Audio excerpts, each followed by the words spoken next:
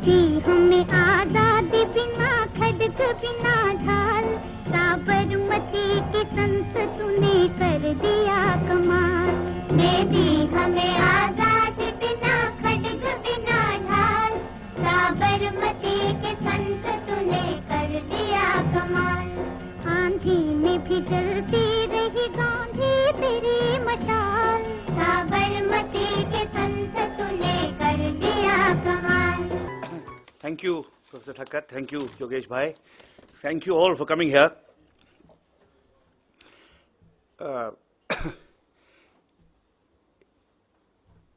For any scholar of Gandhi, Mani Bhavan is a, I won't say sacred place, but place of great importance. And for me as well, and for an intensely personal reason. The person who changed my life was a remarkable, now largely forgotten British eccentric scholar called Verrier Elwin, who was educated at Oxford, got 2 first-class degrees, was ordained as a priest, and came to India to join a small Christian ashram in Pune that was trying to indigenize Christianity. This was in September 1927. And Elwin met the Mahatma about a year later and instantly was charmed by him, became a disciple. Later on went to work among Adivasis, became the foremost expert on the Adivasis of central India. Much later was the first foreigner to be granted Indian citizenship and wrote a series of influential and important books. And he changed my life because till I read Elwin, I was an indifferent student of economics. I often say that I was in that rare category of getting a second class throughout my academic career. There's a certain distinction in getting a first class, and dare I say it, a certain distinction in getting a third class as well. But I was resolutely in the middle, till I read Elwin, and I realized that economics was not for me. There was perhaps a future outside, and I moved to sociology and anthropology. And Elwin had a very interesting and complicated relationship with Gandhi.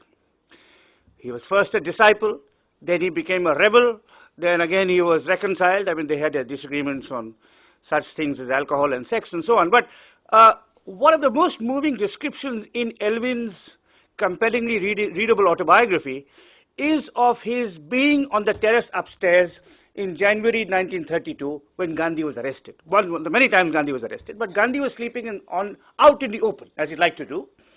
And Elwin was there at the time when the police commissioner came, not Mr. Sani, one of Mr. Sani's predecessors, came and arrested him. So Mani Bhavan, I read about Mani Bhavan in Elwin's autobiography when I was a college student, and I've been back here several times, sometimes on personal visits, once for a meeting connected with Gandhian heritage sites. So it's really for me, it's not so much a academic obligation as a personal, a question of personal attachment, affection, sentimentality. Of course, I'm a scholar of Gandhi. I've spent the last several years writing a book on Gandhi. I'll spend the rest of my life, I think, working on Gandhi. And that connection is there. But there's also this personal connection, that it was Elwin who, in a sense, gave me a second life. From being a failed economist, and I should also add, I was also a failed cricketer. I was a second-class cricketer as well as a second-class economist. And at the age of 21, it was Elwin who gave me a new news of life, allowed me to do a PhD in sociology, become a writer, work on Gandhi, and of course the Elwin-Gandhi connection is right here, in the terrace where Gandhi was arrested, with Elwin by his side in January 1932. I've called my talk Gandhi and India in 1915. As Usha Ben mentioned, and as all of you know, since it's been reported widely in the papers, this is the very week 100 years ago that Gandhi returned to India for good in January 1915. And I've called my talk Gandhi and India. Okay. Can do?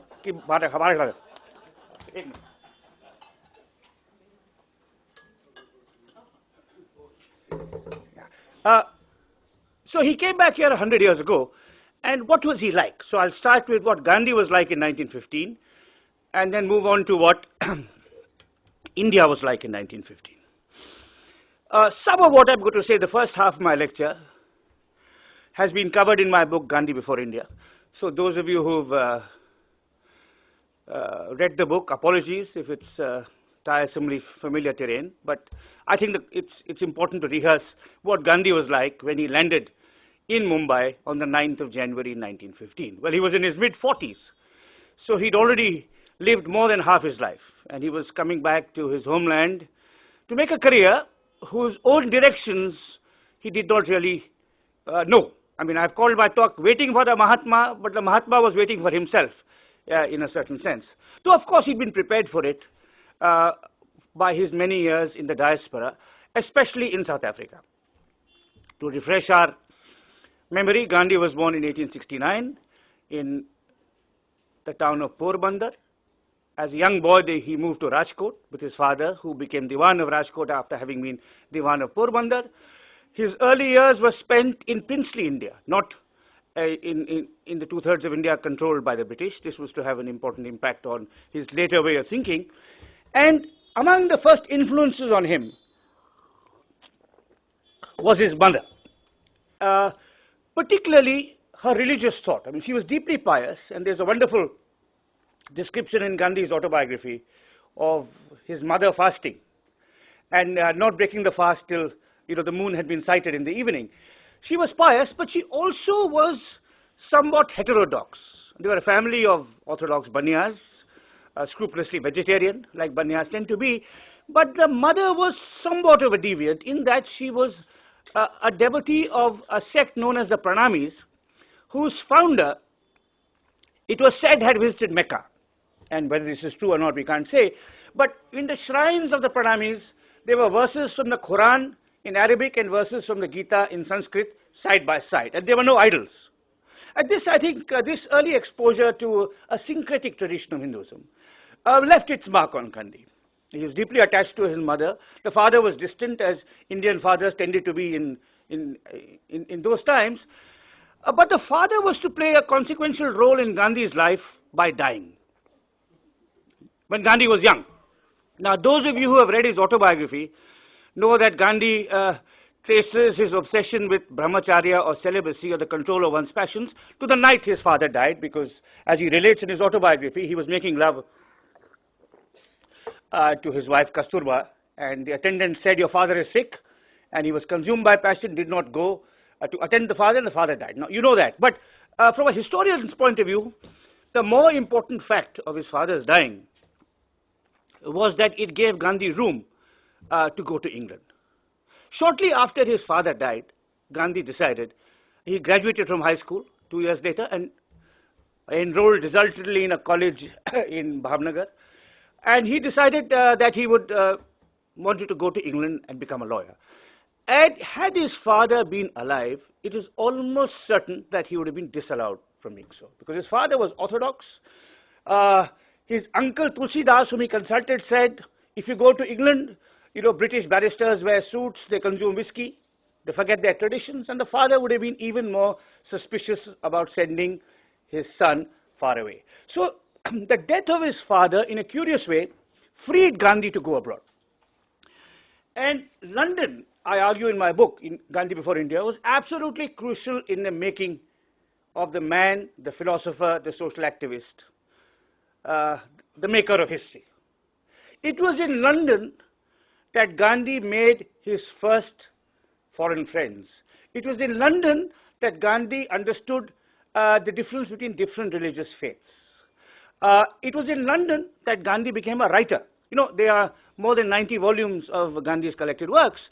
And those volumes start with a series that Gandhi wrote for the Journal of the Vegetarian Society of London. Now, I think that his intensive interactions with the vegetarians in London has been underappreciated. In my view, they were absolutely fundamental. I mean, the vegetarians are an obscure sect. E.M.S. Namboodiripad, the distinguished Indian communist thinker, several times Chief Minister of Kerala, the author of many books, one of which is a short book called the Mahatma and the Ism, which is a series of reviews written on the the volumes of biography that D.G. Tendulkar was writing on Gandhi in the 1950s. And in the chapter on London, E.M.S. Namboodiripad says, Gandhi goes to London in 1888. Karl Marx had died, but Engels was alive. The Labour Party had been born. Everyone was discussing Darwin and the ideas of evolution. And what does Gandhi do? He joins the Vegetarian Society of London. Now, this puzzled the Marxists a great deal, with kind of condescension. That here, it's a time of so much intellectual and ideological and political ferment. For other people, late 1880s, for people with more artistic or creative instincts, was also a fantastic time. George Bernard Shaw was writing his first plays.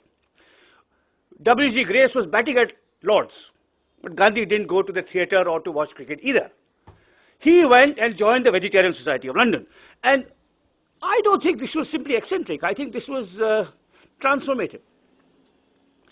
For it was with the Vegetarians of London that Gandhi learnt the value of organization, of activism, of campaigning, to work in a group, to have an idea, to pursue it, to go and persuade other people, to use not just speech but the pen.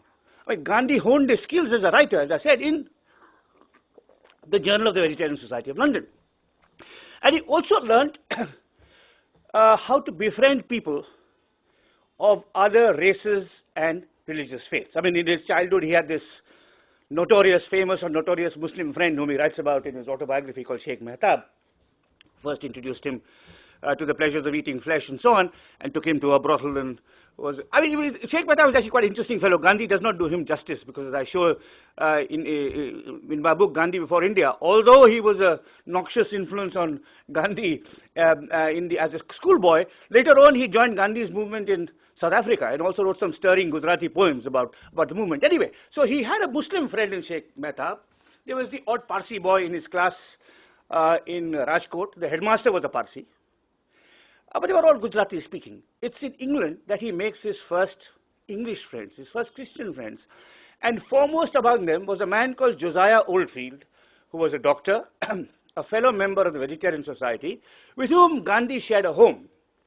Now, in the 1880s, for a white man and a brown man to share a home in London was a pretty revolutionary thing to do. So here is Gandhi already breaching the boundaries of caste, of convention, going beyond what his background and his upbringing and his family tradition expected him to be, making new friends, learning new ways of interacting in the world, and becoming an activist, finding a cause. And I think his years with the Vegetarian Society are, as I said, massively underappreciated. I think they were to contribute in more ways than we perhaps recognize now to the mature political activist that Gandhi became.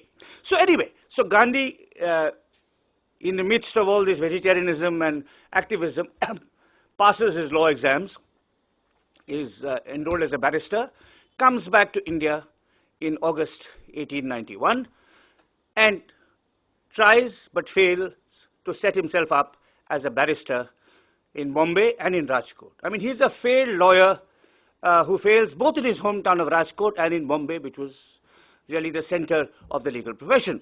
And he is rescued from oblivion and professional failure by an invitation from South Africa. Now, here again, there are things Gandhi tells you in his autobiography, and there are things he does not tell you. And it's the job of a biographer to really pry into the kinds of things that Gandhi does not, that your subject does not tell you. And one of the things that Gandhi does not tell you is an incident that occurred in his hometown or his place of birth, Porbandar, when he returns from England in 1892. Gandhi merely says in his autobiography that my brother Lakshmi Das had got into some trouble and he had asked me to speak to the resident in Porbandar. And I went to plead with the resident on my brother's behalf, and the resident, who was an Englishman called Colonel Oliphant, threw me out of the room. That's all he says. Now, actually, it's a much more interesting story. Lakshmi Das was Gandhi's elder brother. He was an intriguer who wanted to become Diwan of Porbandar, as his father had before him. And in order to fulfill his ambition, he had allied himself with the heir to the throne of Porbandar, who was the prince who was going to inherit his grandfather's throne. Now, the prince, like many others of his ilk, was a rather dissolute character. He had a large harem, and he recently acquired a new mistress, and he was a spendthrift. And he then decided to organize a theft in the palace of the jewels, the heirlooms of Porbandar, to sustain his profligate ways. And Lakshmi Das, namely Gandhi's brother, was an accomplice in all of this. Now, unfortunately, they were caught. And the police apprehended Lakshmi Das and the prince, and the Gandhi name was in disgrace. Gandhi merely tells you that my brother was in trouble. He doesn't tell you that his brother was involved in an unsuccessful operation to rob the palace of their home state of its jewels. So Gandhi goes to South Africa, partly because he's failed as a lawyer in Bombay, but partly because the family name is in disgrace in Porbandar. The name of Gandhi is in rather bad odor in Kathiawar. So he goes, a Muslim merchant, as you know, a Muslim merchant called Dada Abdullah calls him to settle a case that involves a dispute with his cousin. Now he goes there. He goes there to solve one case, but stays with interruptions more than 20 years. And he's first based in Natal, where a year after he goes, in October 1894, he starts the Natal Indian Congress. Note the name, modeled on the Indian National Congress, which had been started a decade previously. But the Natal Indian Congress is what it's called. It's to lobby for the rights of Indians in Natal, their rights to own property, their rights to travel across the region, even the right to vote, which Gandhi at first advocates. Now, South Africa at this time, 1894, was divided into 4 parts. 2 parts along the coast were controlled by the British. These were the provinces of the Cape and of Natal, where Gandhi was based. And 2 provinces in the hinterland were controlled by Dutch-speaking Afrikaners. This is Transvaal and the Orange Free State. Now, Gandhi, most of the Indians were in Natal. They had gone as indentured laborers to work on the sugar plantations. Later on, and these were largely Tamil and Telugu, some from the UP. Later on, Gujarati merchants came in to start stores for their Indian Tamil counterparts, and many of these Gujarati merchants became extremely prosperous. Dada Abdullah, who was the merchant who called Gandhi, owned 7 ships plying between Bombay and South Africa. He owned stores in Cape Town, in Durban, in the Transvaal, and also in Mozambique. So some of them were very, very rich. Now, the interesting thing about Gandhi's years in Natal is that most of his clients were Muslim. Now, in England, he had stayed with a Christian, Josiah Oldfield. In Durban, when he first went, he stayed in Dada Abdullah's home. Again, you have to transport yourself back to the 1890s. This was simply inconceivable in the Mumbai or the Rajkot or the Porbandar or the Madras or the Bangalore or the Ahmedabad of the 1890s, that a Hindu would stay in the home of Bania, extremely fastidious about his food, would stay in the home of a carnivorous Muslim. So he's already learning how to break the boundaries of his upbringing, how to make friends across religious barriers, racial barriers, caste barriers. So Gandhi is an activist in South Africa, in Natal, between 1894 and 1901, and then he returns. Now this is again a mystery which Gandhi doesn't tell you very much about. Why does Gandhi return? He's a successful lawyer in Natal. Well, he returns for 2 reasons. One, which is explicit, namely the education of his children. You know, in the English, in the school, there are no schools for Indians in Natal. And because Gandhi's children are brown, they're prohibited from the better schools, which are for Europeans only. But there's also the professional ambition. I think Gandhi, all through his life, till 1915, was an intensely ambitious man. He wanted to make a mark. And in 1901, one of his ambitions, and perhaps the principal reason, though unspoken and unstated in his autobiography, the principal reason why he returns to India is to try and establish himself at the Bombay Bar. So he comes and he fails again. He is here all through 1902, trying to establish himself in the Mumbai bar, and he gets nowhere. Partly because he was an indifferent speaker. You know, this is one of the things about Gandhi, was that he was not a good orator. Partly because of his peers who had graduated 15 years before, along with him, have already established themselves. So it's hard for him to break in into a closely, into a kind of a close social network. And in December 1902, he's invited back to South Africa. Now, there's a reason for this. In between, in 1899, while he was still in South Africa, the Afrikaners and the British go to war, what's called the Anglo-Boer War. And the war is partly about gold, because there's a gold boom in Johannesburg, which was controlled by the Afrikaners, but the English had the entrepreneurial instincts to mine that gold. And they wanted a greater share of political power in Johannesburg and Transvaal, which the Afrikaners did not give them. And there was a civil war, a bloody and brutal civil war, in which, incidentally, it was the first time concentration camps were used by the British to incarcerate Afrikaner prisoners of war. So while the war ends, there's a post-war settlement, and the South African Indians call Gandhi back, because in the post-war settlement, what will be the role of Indians? Now, already the Indians are in a kind of strange position in South Africa. They are betwixt and between the ruling whites and the subordinated Africans. Yeah, clearly the Africans are subordinated. They are third class, so to say, in that order of things, and the whites are ruling. There's a fight between the Afrikaners and the British, but then they reconcile after the war, and now they want to unite against the darker races. So the Indians are in between. They don't belong to the continent. They are migrants to South Africa, like the Afrikaners and the British, but without the rights that the white people enjoy. And Gandhi's activism is mostly about rights of property, travel, marriage. It's not about full-fledged citizenship rights. Gandhi thinks it premature in 1895, 1900, 1902. He recognizes that in the sharply stratified society of South Africa, Indians will never get full citizenship rights. So he's asking essentially for the right to own property, the right to trade. The whites are keen that the Indians be ghettoized so they don't compete with European traders. They say that Indians can't own property in the upmarket localities. They want to restrict the travel of Indians between provinces. They want to insist that all Indians are married by something that approximates Christian rights, even though most Indians are Hindus and Muslims, and indeed some Parsis. So Gandhi is called back to South Africa in 1902, once more after having failed at the Bombay Bar. And in this second period in South Africa, which runs from 1903 to 1914, he is based largely in Johannesburg, where the Indians are in the most precarious position following the end of the Boer War. And it's in Johannesburg that he organizes his first satyagrahas. Between 1907 and 1913, he organizes several major satyagrahas. Early on, he goes to jail 4 times. Early on, his closest allies are Gujarati Muslims. And it's with their help that he starts a journal called Indian Opinion.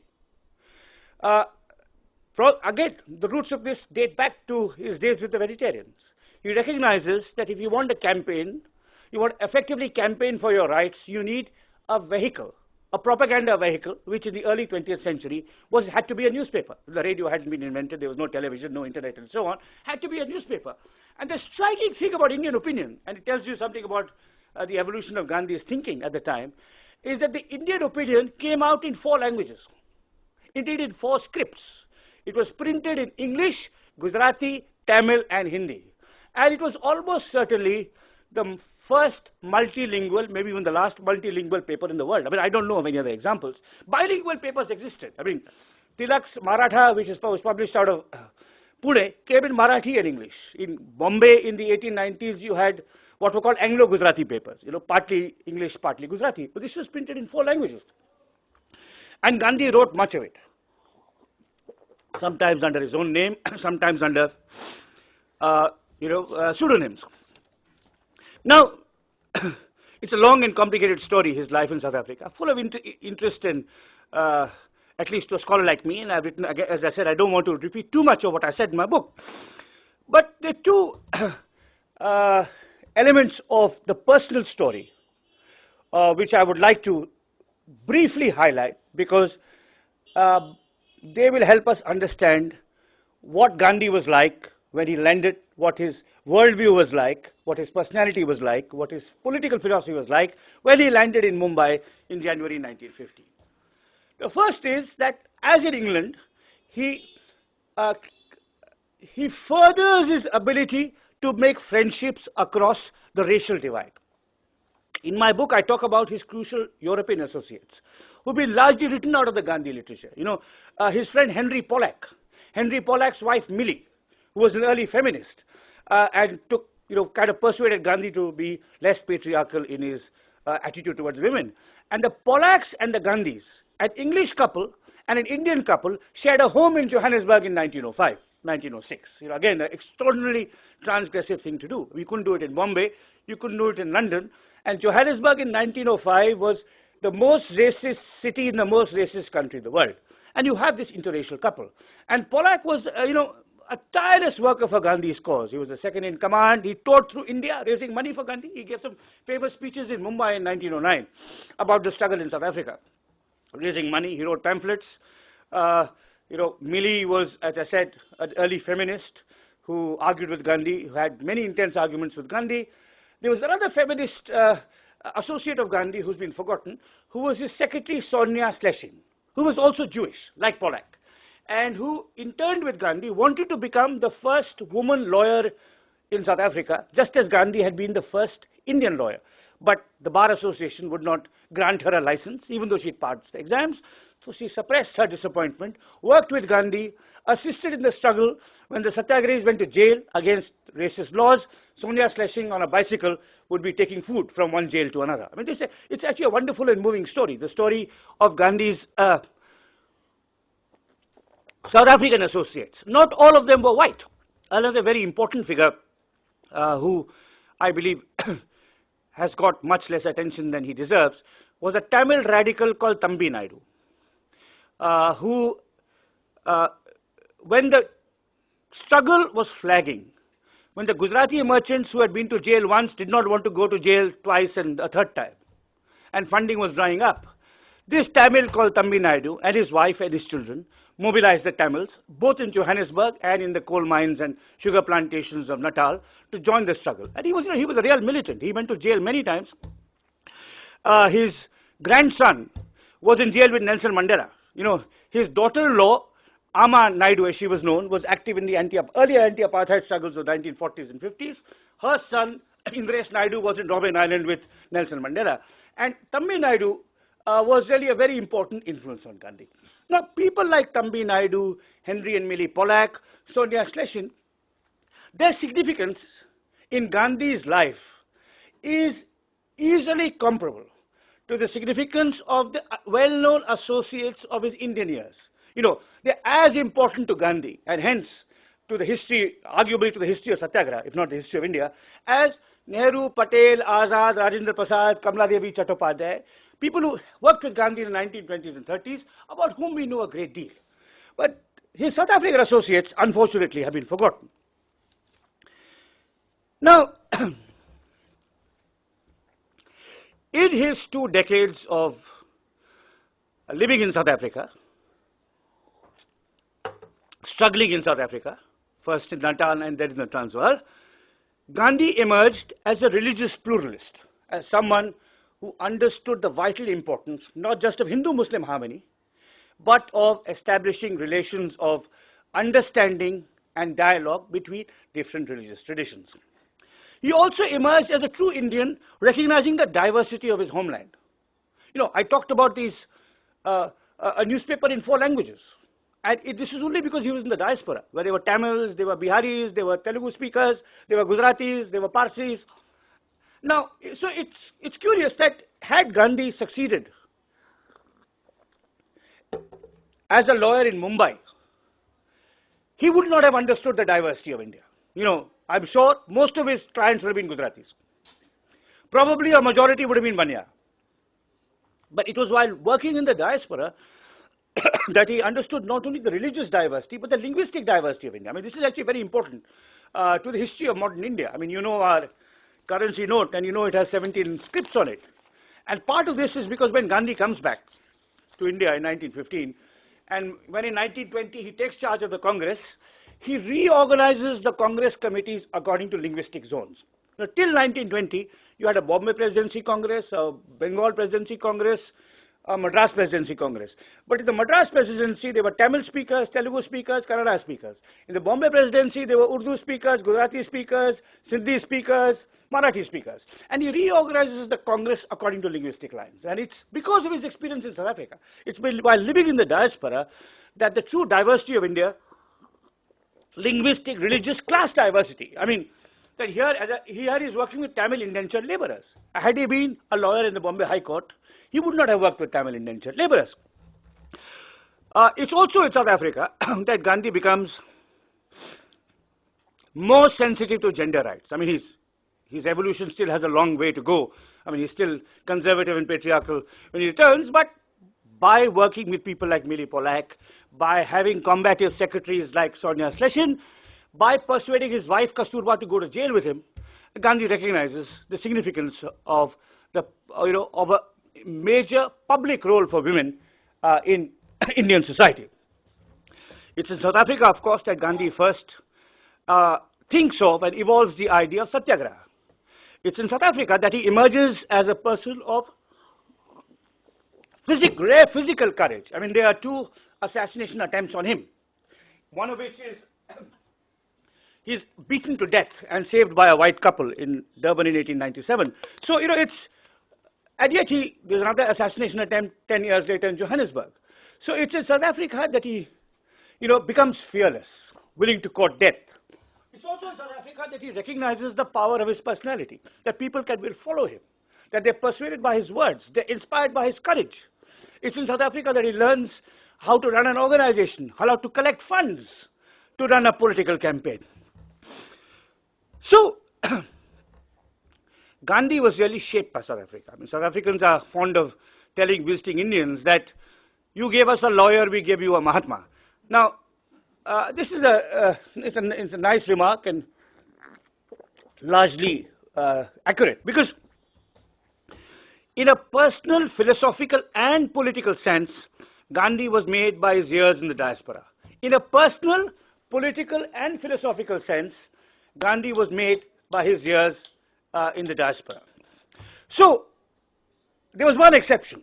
I'll come to that. There was one way in which South Africa did not prepare Gandhi. Put it off.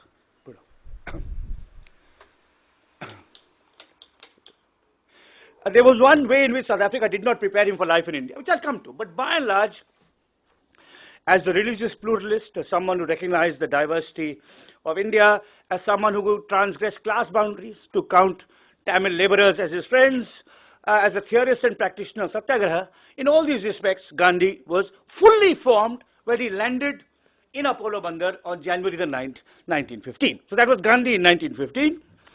I'll now come to India in 1915. In 1915, India had been under direct colonial rule for less than 60 years. It's in 1858 that, after the mutiny, that the British Crown takes control over India. Now, 1857 is the year of the Great Rebellion, known to the British as the Sepoy Mutiny, known to some Indians as the First War of Indian Independence, to give it the name that Savarkar first gave it. Now, 1857 was also the year that our first universities were set up. And the popular rebellion of 1857 was backward looking. It wanted to set up Bahadur Shah Zafar as the king of India. But the universities unknowingly set into motion a revolution that was forward looking. This is not what the British anticipated. They started Bombay, Calcutta and Madras University to educate people in English who would then man the lower rungs of the colonial civil service. That was their intention. But unknowingly, they had set in motion a social revolution. The Indian universities were the first public places in India where men and women could go together to study or just to interact. They were the first public places in India where people of different castes could live in the same hostel. It took Oxford and Cambridge more than 600 years after their establishment to admit women. But Bombay University was doing it within 5 or 10 years of its establishment. So this is really an interesting historical paradox that the universities set up to provide officials for British rule allowed Indians not only to learn more about their society, but it gave them the language of liberty and freedom with which to challenge the rulers. I mean, you study politics in Bombay University in the 1880s to 1890s, you're reading Bentham and Mill and, who say that, who talk about, universal franchise, civic rights, the importance of overcoming your subjection. And it's the universities who trained the first generation of nationalists who start the Indian National Congress in 1885. By the time Gandhi came back in 1915, the Congress had been in existence for 30 years. It had, it was mostly based in the cities, but it had a reasonably credible record of activism behind it. Between 1905 and 1907, there was what's called the Swadeshi movement, a popular movement involving the boycott and bonfire of foreign goods. And it had produced some very impressive leaders. Among the leaders it had produced were two remarkable residents of this city and two remarkable residents of Pune, Nauroji, Jinnah, Gokhale, and Tilak, all of whom preceded Gandhi. I mean, Nauroji was, of course, much older. Gandhi had got to know him as a student in England and admire him. Gokhale, Gandhi met in 1896 when he went to Pune for the first time and immediately adopted him as his mentor. Tilak was also someone he met and corresponded with. And Jinnah, who was 2 years younger than Gandhi, was by 1915 much better established than Gandhi. In this 100 years ago this week, there was a meeting of the Gujarati Sabha of Bombay to welcome Gandhi and Kasturba on their return from South Africa. And I was recently reading some newspaper accounts of that meeting.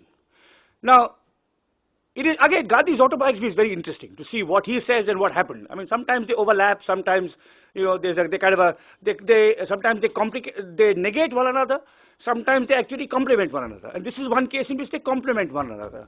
Gandhi, in his autobiography, written in 1927, recalling the meeting in 1915, where the Gujarati Sabha of Bombay welcomed him, says, Mr. Jinnah was, this is what Gandhi writes in his autobiography, he says, Mr. Jinnah was the chief guest. He spoke in English and I spoke in Gujarati. So he's making a slight dig, he's making a slight crack at the expense of Jinnah. Right? He's a Gujarati, but he doesn't speak Gujarati.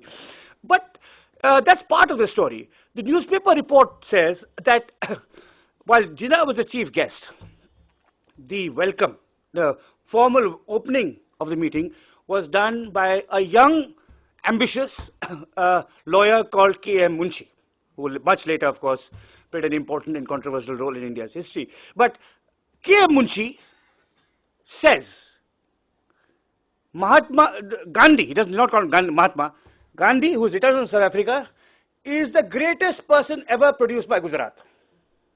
Now, in my view, Jinnah would not have taken that lightly. Because in 1915, Jinnah was much more important than Gandhi. I mean, Jinnah was a member of the Imperial Legislative Council. He was a huge, Gandhi had failed as a lawyer. He was a hugely successful lawyer.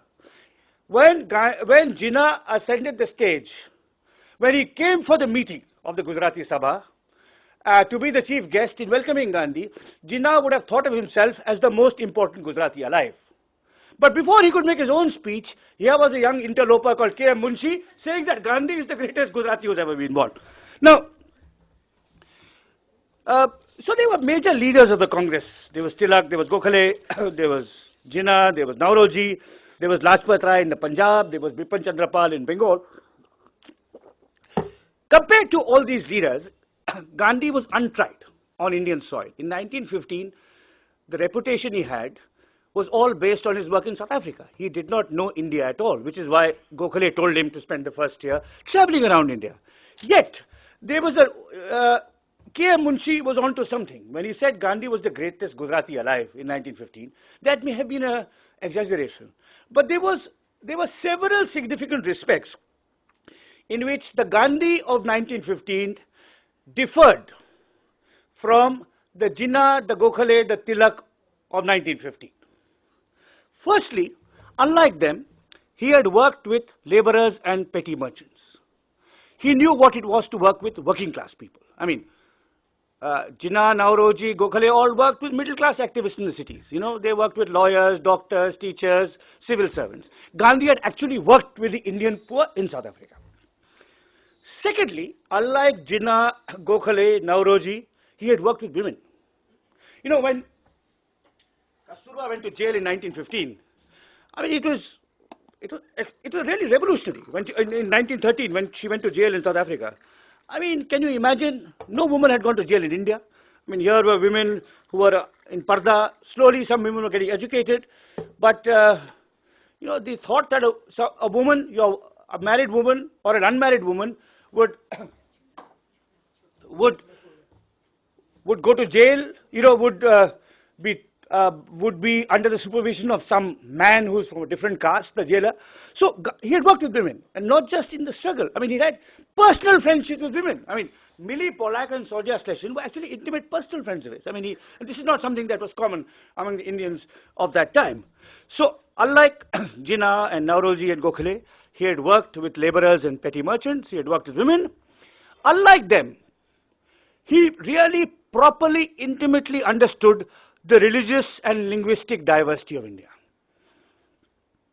And unlike them, he had forged a new technique of political action, namely satyagraha, which he was now determined to apply to India. Now, I talked about Gandhi's ambition.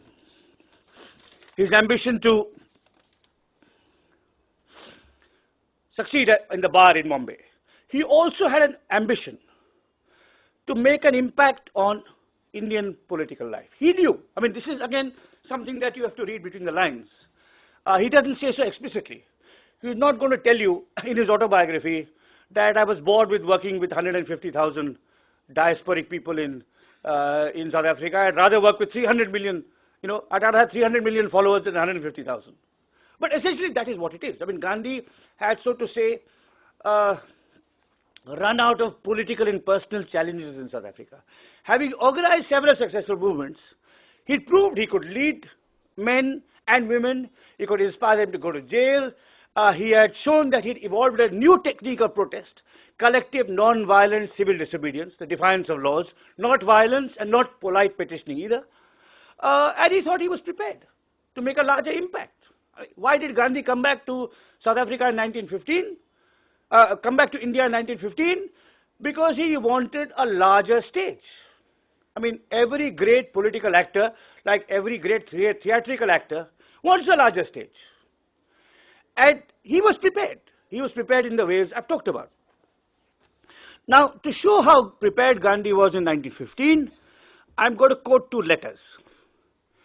And these letters are intimately connected to Mani Bhavan. And are among the reasons I was so delighted and honored when the trustees of Mani Bhavan asked me to speak here this week. Mani Bhavan was the home of a Gujarati merchant called Ramachandra Jagjeevan Jhaveri. He was a friend of Gandhi's. His son-in-law, Raichand Bhai, who was also a jeweler and a poet and a sage and a philosopher, was Gandhi's early mentor. Ramachandra Jhaveri was not staying in this house when Gandhi meets Raichand Bhai in 1891. You know, Gandhi comes off the ship, is told by his brother Lakshmi Das that his mother has died, and then they go to the house of Ramachandra Jagjeevan. I don't know where they were staying, but somewhere I think in more north of this, where he meets Raichand Bhai. In 1970, the Jagjeevan moves to this house. So he's a friend of Gandhi's, he's the father-in-law of Gandhi's spiritual mentor, and he is the elder brother of Gandhi's closest friend, a man called Pranjivan Mehta, whom I describe in my book as the Engels to Gandhi's Marx. Pranjivan Mehta was absolutely Gandhi's closest friend, closer than the Pollacks, closer than Sonia Schlesien, closer than, you know, Nehru, Patel, Azad, whatever. They meet in London in 1888. The first week that Gandhi goes to London, he has a letter of introduction to Pranjivan Mehta because he's also studying in London. Pranjivan is from Morvi, which is a princely state just a few dozen miles from Rajkot. So they have a kind of a connection. They meet, they become friends, and they stay in touch ever since. They have a very deep and intimate relationship. Pranjivan then goes to Rangoon, where he becomes a successful jeweler.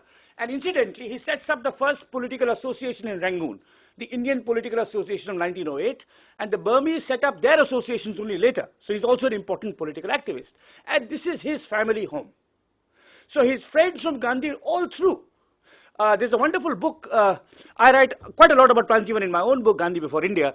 But after that, there's been a first-rate biography of Pranjivan published by the veteran historian S.R. Mehrotra, which I urge all of you to read, which shows how deep and intimate the relationship was. Some of you would have read Gandhi's book Hind Swaraj, which was written on the ship back from London to South Africa in 1909.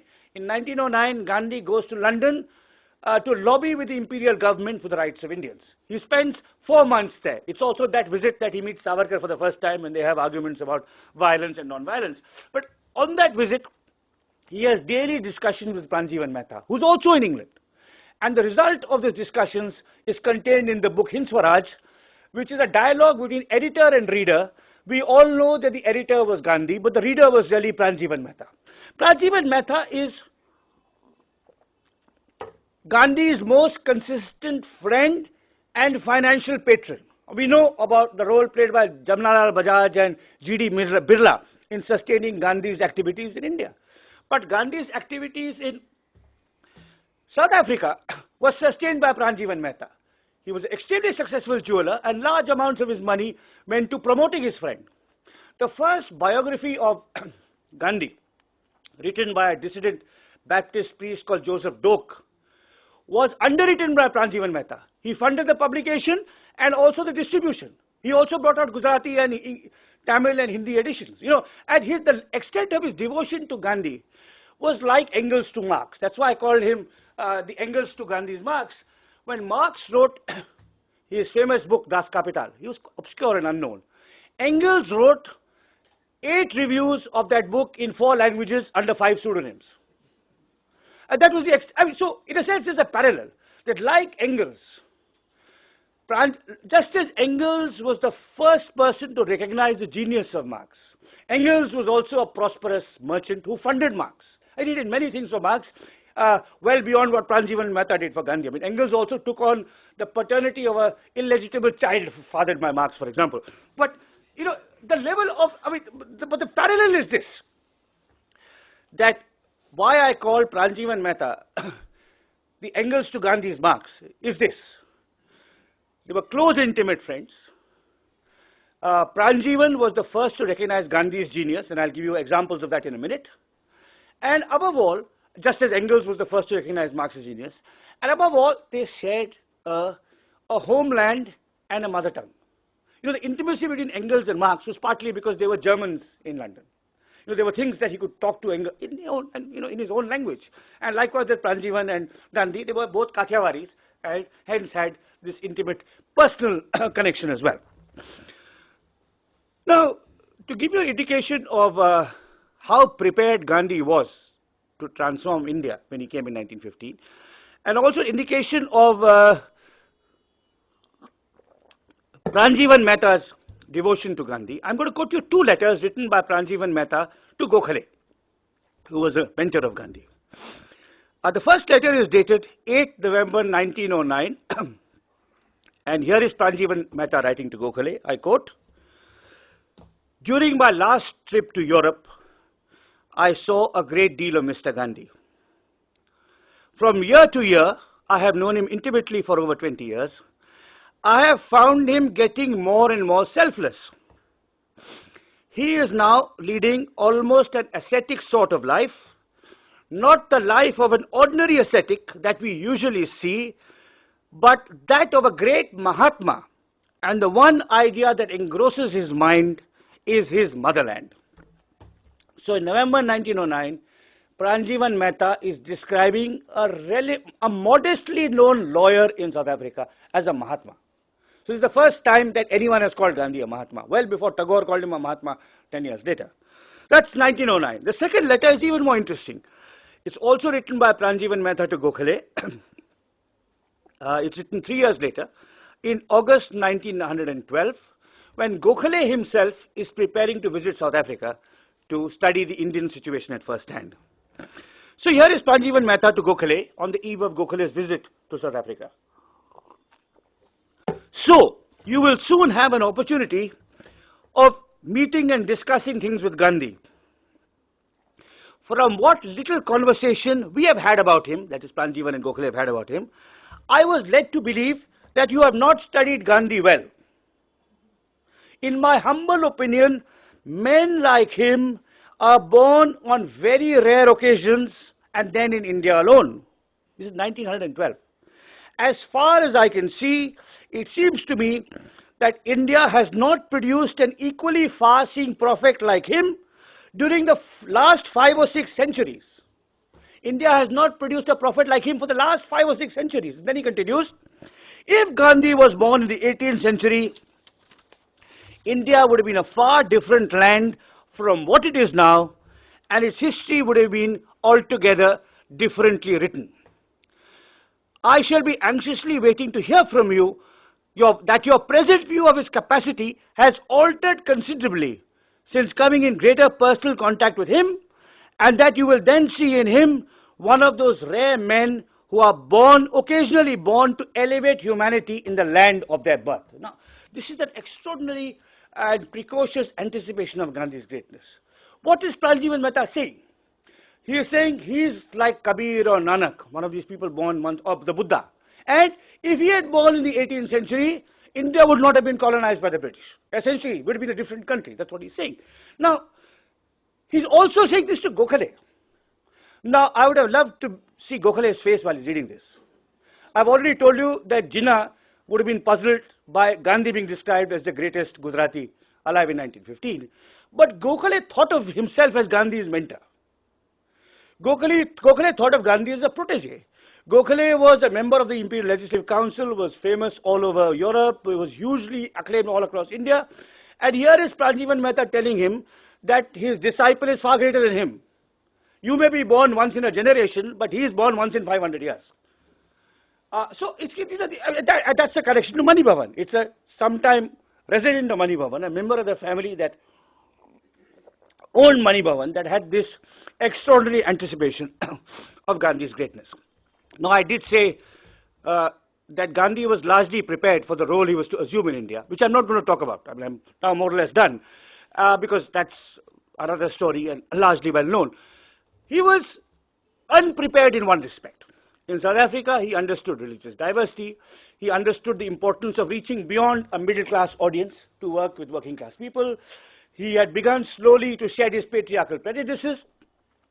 He had theorized and tested this unique weapon of satyagraha. All that he had done. But he was largely unprepared in one respect, and that was that of untouchability. He only vaguely knew the nature of untouchability, the pernicious social practice prevalent all across India. In the diaspora, it was present, but not very much. And again, it was a South African, again largely forgotten, a South African Indian who educated Gandhi about untouchability. He was a Tamil called J.M. Lazarus, who had been born in an untouchable family in South India, and had converted to Christianity to try and escape caste discrimination. And when Gandhi comes back to India in 1915, J.M. Lazarus writes him a series of letters saying the Congress is dominated by Brahmins and Banyas. And please make sure that it takes the question of untouchability seriously, because otherwise, when independence comes, the untouchables won't be. So, in a sense, that's one thing he learns while traveling across India between 1915 and 1920, when in 1920 at the Nagpur Congress, Gandhi says, it's only when we abolish untouchability that we'll be prepared for Swaraj. So this learning takes place in India. With other respects, he's prepared. Bombay or Mumbai is, of course, very important in Gandhi's life, later life. It's where he organizes his first major satyagraha, the Rowlatt Act, against the Rowlatt Act in the summer of 1919. It's where the spectacular bonfires of foreign cloth are held in 1920-21. It's where he organizes and starts his last great campaign against British rule, the Quit India movement. So Bombay is crucial for Gandhi. And that's the part of the story that I will talk about in my second volume. But Bombay is crucial for Gandhi in another way, a less appreciated way, and historically perhaps more foundational way. And I'm going to end with that, this statement of why Bombay is important to Gandhi. If on either of his two attempts, first in 1892 and second in 1902, if on either of his two attempts Gandhi had succeeded at the Bombay bar, we would not be meeting today. So every time I pass the great Gothic building that is the Bombay High Court, I issue a silent thank you to that building for making Gandhi a serial failure at the Bombay bar. Thank you very much.